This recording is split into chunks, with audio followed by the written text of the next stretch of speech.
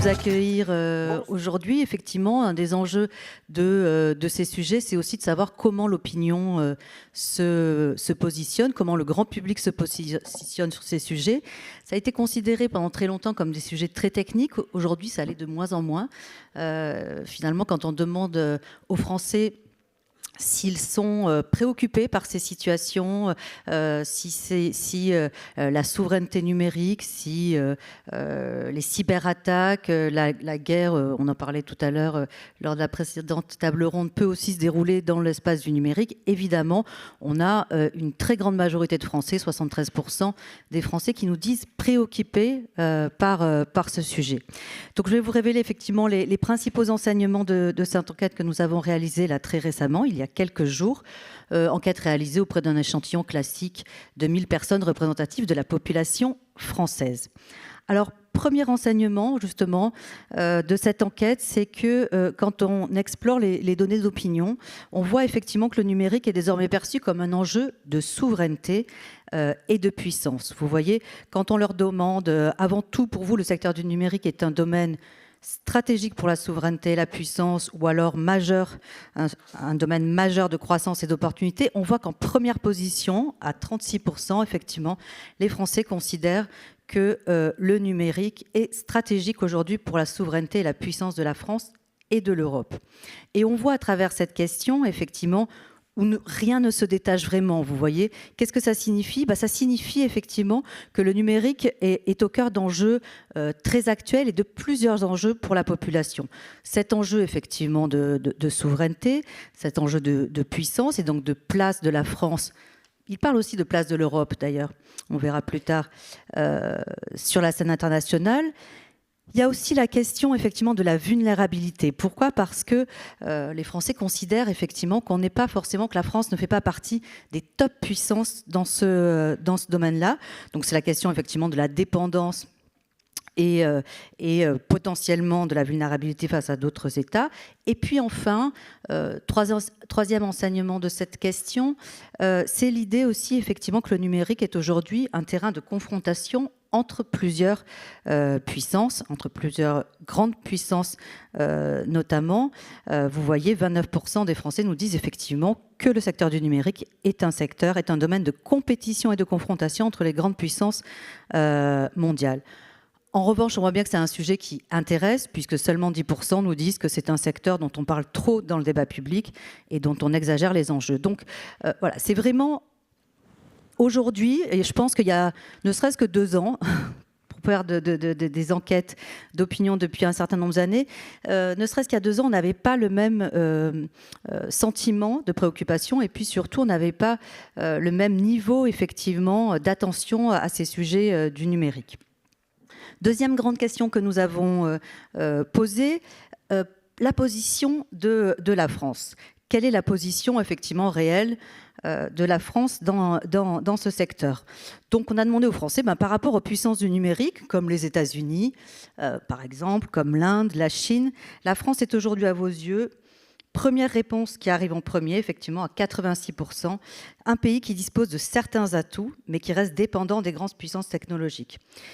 Donc, on voit effectivement que les Français sont assez, enfin en tout cas, ils ont un jugement assez équilibré. J'allais dire, ils sont assez lucides. Moi, je ne suis pas du tout expert du numérique, donc je n'en sais rien. Mais en tout cas, ils ont une position assez mesurée. Effectivement, la France a des atouts, mais elle reste dépendant, en tout cas aux yeux de l'opinion, dépendant des grandes puissances. 64% également des Français nous disent la France est un acteur qui intervient surtout sur la régulation et les standards, plus que dans les innovations technologiques. Donc la France, elle est perçue effectivement un peu dans un entre-deux, plutôt acteur de régulation et moins comme leader d'innovation. En revanche, effectivement, les Français, mais ça c'est très souvent le cas, se montrent assez fiers quand même de leur industrie du numérique, du secteur, puisqu'ils ne sont que 54% à considérer que le pays est marginalisé. Mais de la même façon, ils ne considèrent pas effectivement que c'est une puissance de premier plan, puisque seulement 31% partagent cette idée.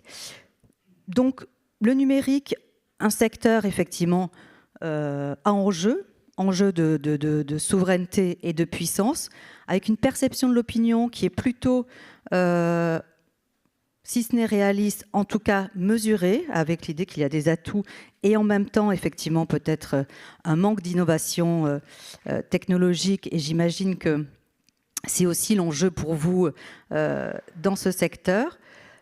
Et puis, alors, autre question que nous avons posée, en fait, finalement, que devrait faire la France, finalement, par rapport au nouveau rapport de force numérique? Quelle doctrine stratégique la France devrait-elle adopter en priorité? On a proposé plusieurs choses aux Français. Alors, on voit effectivement que ce n'est pas évident de répondre pour eux, mais il y a deux réponses qui se détachent. En gros, les Français vont osciller entre souveraineté nationale, effectivement. Il faut une doctrine de puissance assumée, visant à redevenir un acteur technologique majeur, capable de rivaliser avec les grandes puissances. Donc vous voyez, c'est la première position, première réponse qui arrive en premier. Donc je dirais souveraineté nationale, ou en tout cas une doctrine de puissance, pour retrouver quelque part la place qu'on souhaiterait que la France ait. Et puis, alliance européenne. Ça, c'est aussi une dimension qu'on retrouve de plus en plus dans les données d'opinion aujourd'hui, alors sur le numérique, mais pas seulement. D'une manière générale, et depuis effectivement les différents conflits internationaux, la France et les Français qui étaient très en retrait, notamment sur l'Europe, sur la demande de politique européenne, et de plus en plus en attente, effectivement, de collaboration, d'alliances européennes.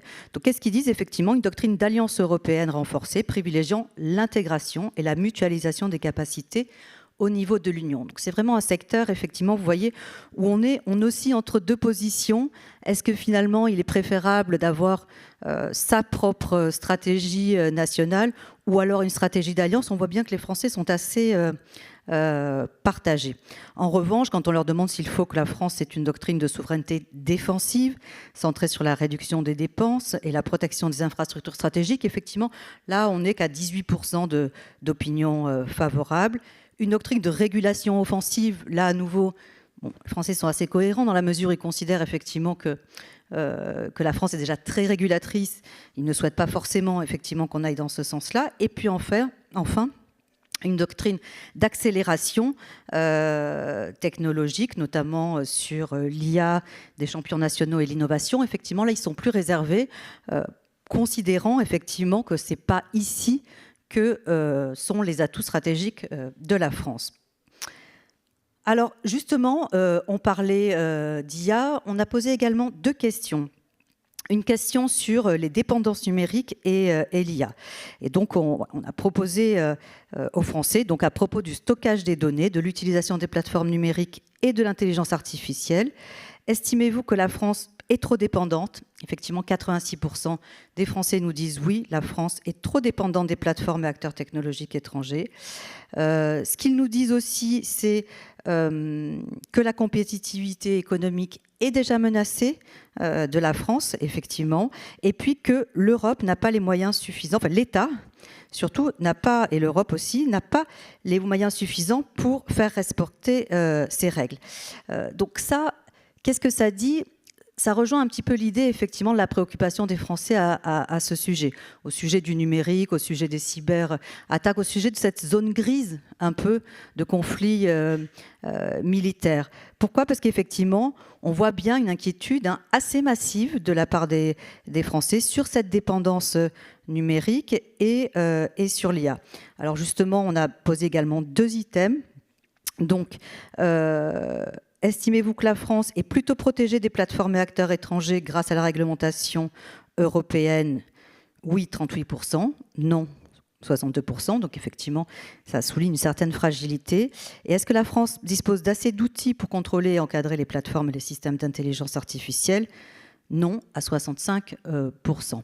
Donc on voit bien effectivement pourquoi cette préoccupation est importante, parce qu'elle s'ancre dans un certain nombre de domaines où les Français ont le sentiment finalement que ni l'État ni l'Union européenne n'arrivent finalement à assurer la sécurité de ces pays membres. Et enfin, je terminerai avant de te donner la parole sur une dernière question sur les priorités des Français. Selon vous, quel choix la France doit-elle faire en priorité pour renforcer sa position et son indépendance dans le domaine du numérique? Et là, on a 3 dimensions principales de ces priorités que les Français souhaiteraient. Un, d'abord, avoir une stratégie claire.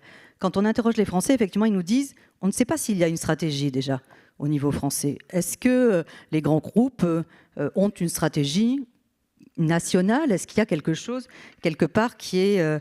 est-ce que l'État aussi, le gouvernement, a une doctrine globale, comme on peut avoir une doctrine, par exemple, de défense? Donc, une stratégie claire. 2, une alliance européenne renforcée.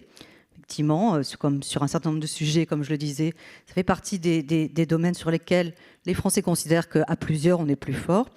Et puis 3, une coopération internationale, au-delà de l'Europe aussi. Donc l'idée, c'est effectivement de ne pas partir tout seul, en tout cas aux yeux des Français, hein, encore une fois. L'idée, c'est de dire on est déjà quelque part trop loin, donc mieux vaut finalement s'associer, coopérer avec d'autres plutôt que de se replier sur la strate nationale. Vous voyez, quand on demande effectivement s'il faut investir massivement et durablement dans les technologies stratégiques, quitte à accroître l'effort budgétaire, vous n'avez plus que 25% des Français qui sont d'accord. Déréguler pour favoriser l'innovation du secteur privé, seulement 11%. Donc on n'est pas dans un tout-régulation, on n'est pas non plus dans un repli national. Mais les Français considèrent, et c'est peut-être le dernier enseignement que je dirais de cette enquête, que la France est encore dans la course.